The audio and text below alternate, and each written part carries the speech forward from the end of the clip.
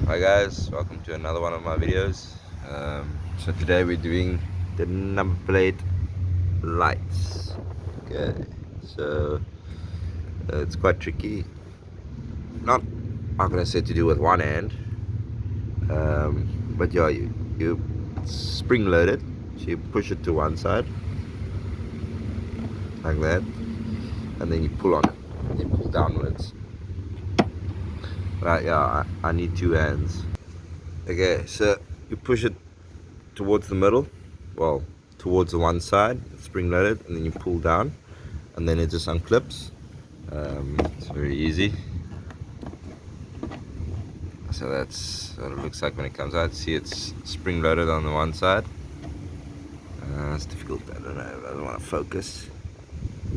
Focus! Anyway, and yeah, on the other side it's, sorry for the light guys, that's where it hooks on. And then when you see the electrical part, just make sure you don't break it, especially when it's an old car, because then they just snap off. But yeah, you lift that up and then it just pulls off. Okay, there we go. So I just lifted it up a little bit because I needed two hands, and then you just push it off and it comes off as easy as that. Yeah, there we go. Yeah, sorry guys, I'm just in my car because of the weather outside and the lighting. So yeah, that's the light. So it will usually mount into your bumper. So then you see you would push it on the one side, it's spring loaded onto this little spring clip, and you see on the other side it just once you push it to the one side, that's the clip that it clips onto the bumper. So when you push it to one side, then you just pull it out, then that will unclip, and then you've got that little pluggy that you pull off.